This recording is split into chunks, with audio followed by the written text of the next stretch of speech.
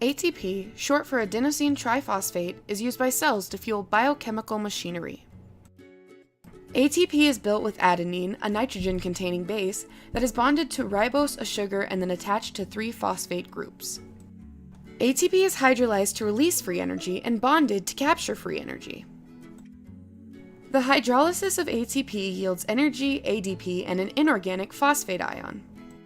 When ATP is hydrolyzed, energy is released because the bonds between oxygen and phosphorus are stronger than those between the phosphate groups and ATP.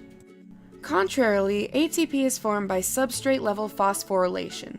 This is the direct transfer of phosphate from another molecule to ADP.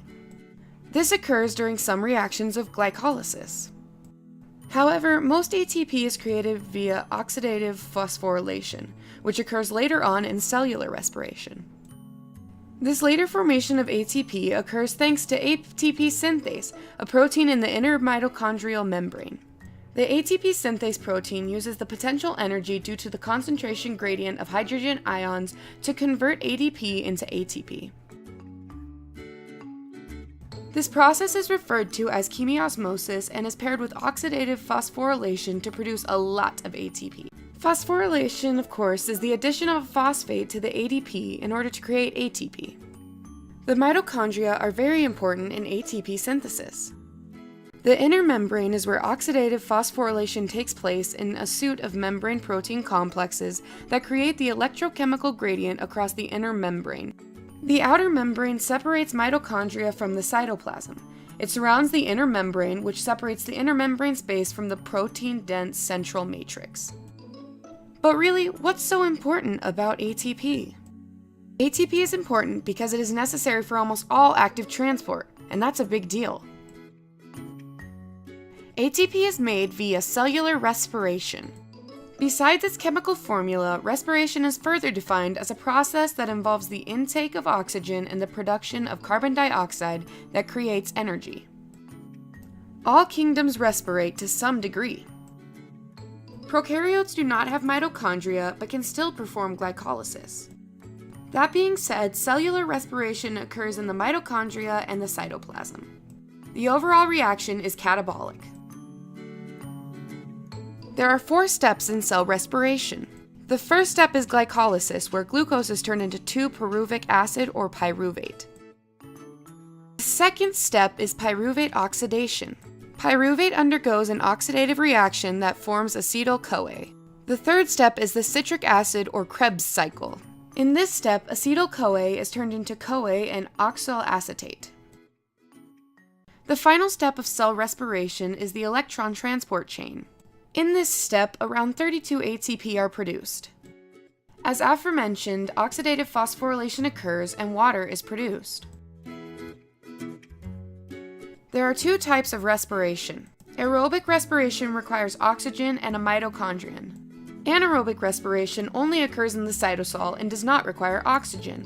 Aerobic respiration produces 34 to 38 ATP. Anaerobic produces only about 2 ATP. However, both processes require glucose and the use of 2 ATP, and both are modes of generating energy. Glycolysis uses glucose and ATP to produce 2-pyruvate 2-ATP and NADH. Pyruvate oxidation requires pyruvate and oxygen and NAD+ to produce acetyl-CoA and NADH and CO2. The citric acid cycle requires acetyl-CoA, NAD+, GDP, FAD, and a phosphate group to create CoA, CO2, NADH, GTP, and FADH2. Oxidative phosphorylation or electron transport requires NADH, FADH2, H+ ions, and half O2 to produce NAD+, H+, H2O, and FAD. Oxygen is important as it receives free electrons during cellular respiration.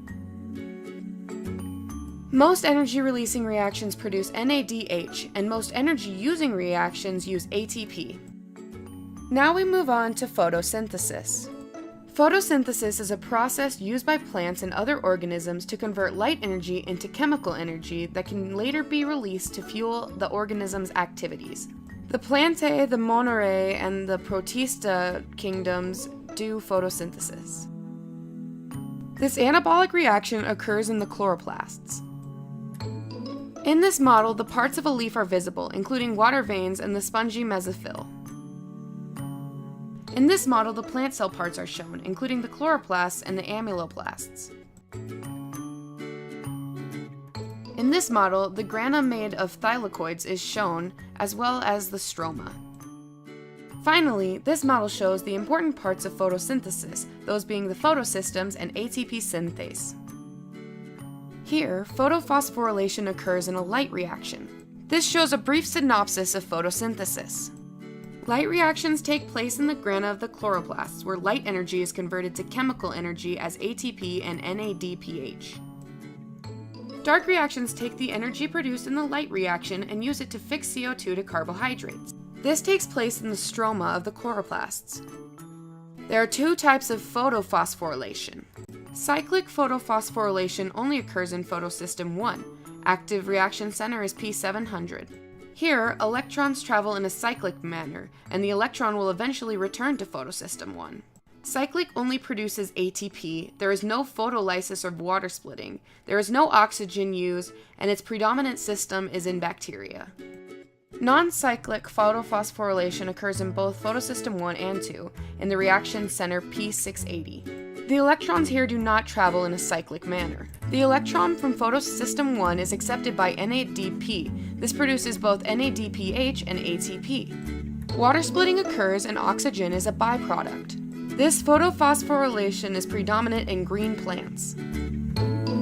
Pigment is very important as it allows the plant to absorb multiple different wavelengths of light. Water is important as well as it splits into oxygen, hydrogen ions, and electrons, which go on to replace the lost electrons of photosystem 2 in light-dependent reactions. Glucose is made by dark reactions. 3 ATP molecules react with 3 carbon dioxide molecules in the Calvin cycle to form glyceraldehyde 3-phosphate. 2 of these molecules combine to form glucose. Overall photosynthesis is required by autotrophs in order to produce glucose that can be used in cell respiration. In comparison, cell respiration is catabolic. It breaks down glucose and does not need light to do so, and all kingdoms perform cellular respiration. On the other hand, photosynthesis is anabolic. It builds glucose and it requires light to do so, and it only happens in certain kingdoms like plants.